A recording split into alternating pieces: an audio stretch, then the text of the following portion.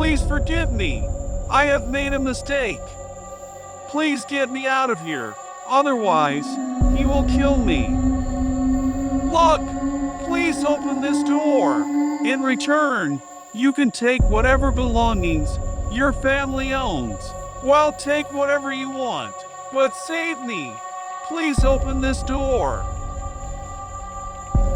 Daniel continues to scream through the latticed window of the small warehouse door, but the woman standing outside does not help him. She simply smiles at his distress, like a statue.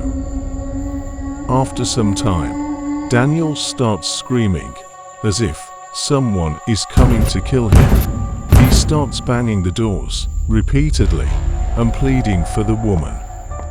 Only then, that woman moves towards the door. Just come a little further and open the door. No, no, no. Please don't do that. Where are you going? Please don't leave me to die. Please.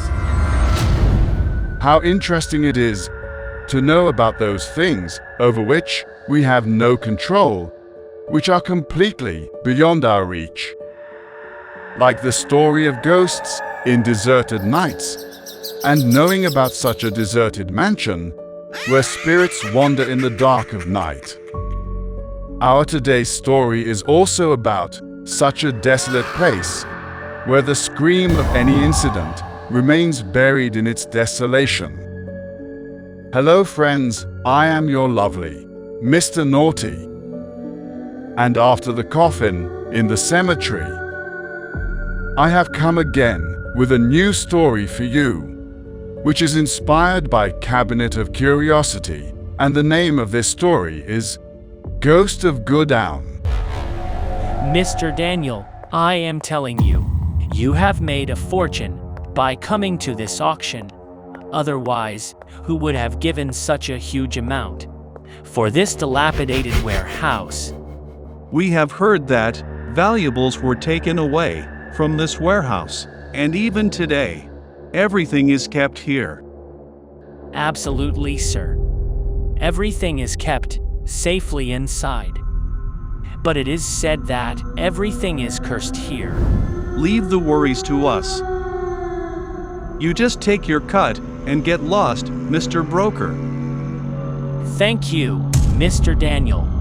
And I swear on Mother, by calling me a broker, you have increased my respect. Tears came from my eyes. Without listening to him, Daniel goes towards the warehouse, and the broker starts counting his money. Then he sees a woman coming from the front. He immediately puts his money in the back and is about to leave after spitting on the ground, when that woman surrounds him from the front. Look, madam, I am telling you, now I have no relation with you. Please get out of my way. Get out of the way. You sold my family property and you say, get out of the way. Yes, I am saying, go away before I lose my mind. How can you do this?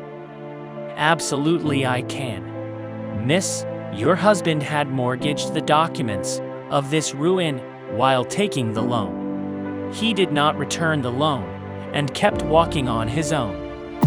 Now you do not have the money to repay the loan, and you have not given what you have. So what can a broker actually do? I have some belongings in it. Let me take it. Look, madam, now this warehouse is not yours, and it was not ours at all. Talk to Mr. Daniel, who is seen near the warehouse. But I swear on Mother, don't look to me for these matters. That woman moves towards Daniel, and on seeing him, she requests him to give back the warehouse. But how can he give the property he bought at 4 times the price to someone else? Look, lady, it is about to be night. You go home. You will not get even a single penny from me. Now, just get lost. How can you be so cruel? snatching everything from a single woman. You are a strange woman. I am talking to you very politely. And you are considering me a fool. I can give you only this. Consider it as the last sign of your husband and get out of here. Daniel puts an old lock in the hand of the woman and asks her to go. And he goes inside the warehouse. As soon as he entered inside and switched on the lights, it felt as if he had reached many decades ago.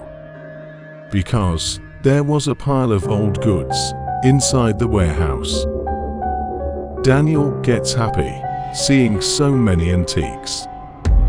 But the very next moment, all his happiness turned to smoke.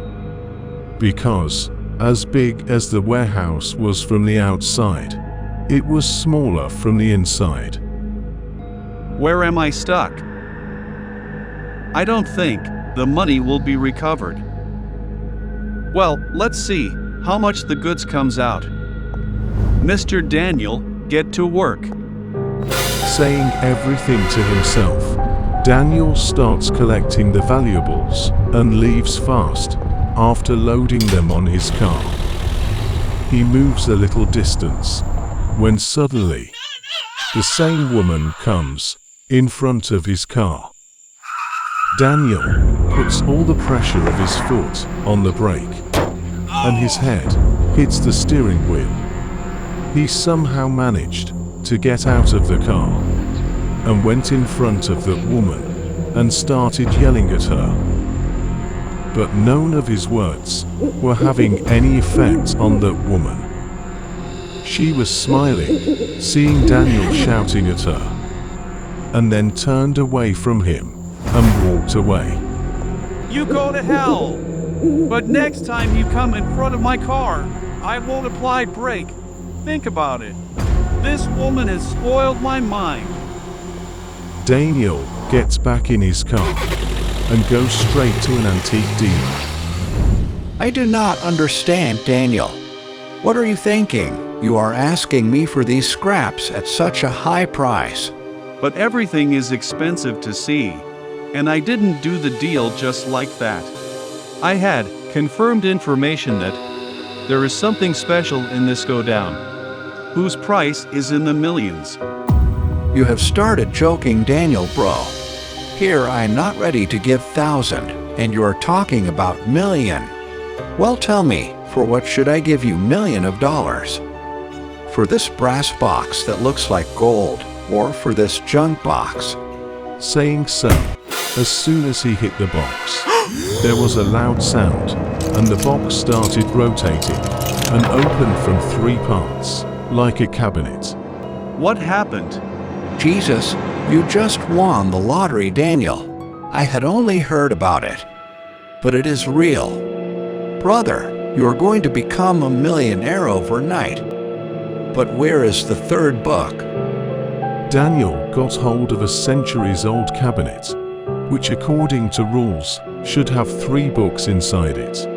These books were not ordinary. With the help of this, the devil could be manipulated and kept with him forever, making him his slave. But if there is a slight mistake, it's all over. But for all these things, it was very important to have all the 3 books together. And there were only 2 books here. Leave the 3rd book, give the prices for these 3 only. If not 10 million, then at least 6 to 7 million. It doesn't exist. Without the 3rd book, the maximum I can give is 2.5 million. By the way, there is your profit in this too. But if you get the 3rd book, then I can also become rich with you. So why not? Go and investigate the goods warehouse once. Who knows if you can find the 3rd one too. Daniel accepts his words, and both of them reach the goods warehouse from the back. He started looking for the book everywhere. Only then Daniel's needle got stuck on a wardrobe, which looked like a door, which he had not noticed before. When the wardrobe was opened, there was a corridor inside, it and stairs leading down to it. Often in the olden days, people used to keep such secret places so that the treasure could be hidden. Mr. Daniel, carefully, because we do not know what may be inside. We only need that book. Both of them reached a big basement through the stairs, which was the rest of the goods warehouse.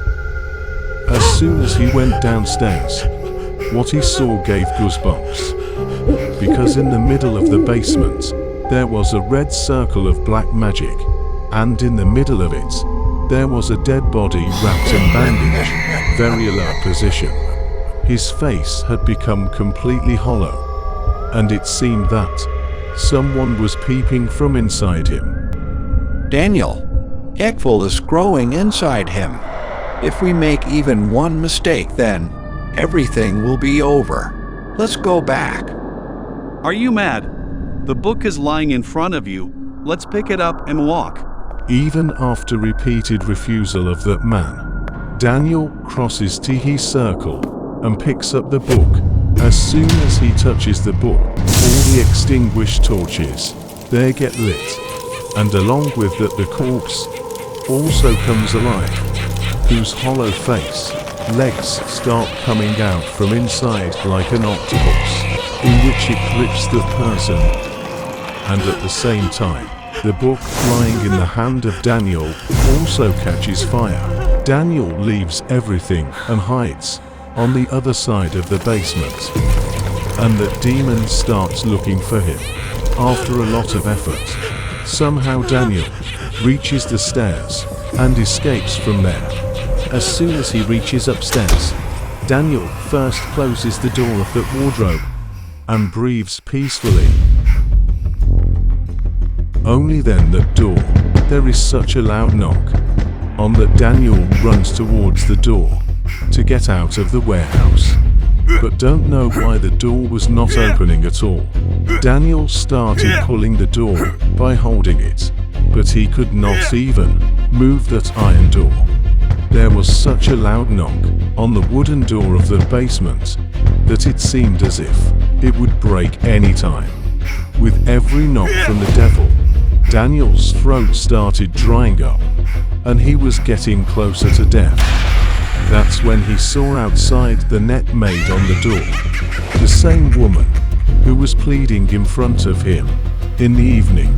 But now Daniel started pleading in front of her, but she didn't make any effort to help.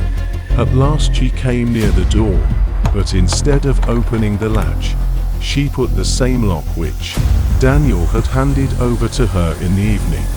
What did you say? Go to hell. Now you go to hell. I made a mistake. Save me. I don't want to die. She turned back and went on walking, and there was a breeze in the shadow of the mist. Here Daniel kept on screaming in the warehouse, and his screams kept getting suppressed, which no one ever came to listen to again. What are you saying, sir? This John has not become a broker just like that. I will show you a #1 property. That 2 and only 2 million. The name of the place is Goods Go Down.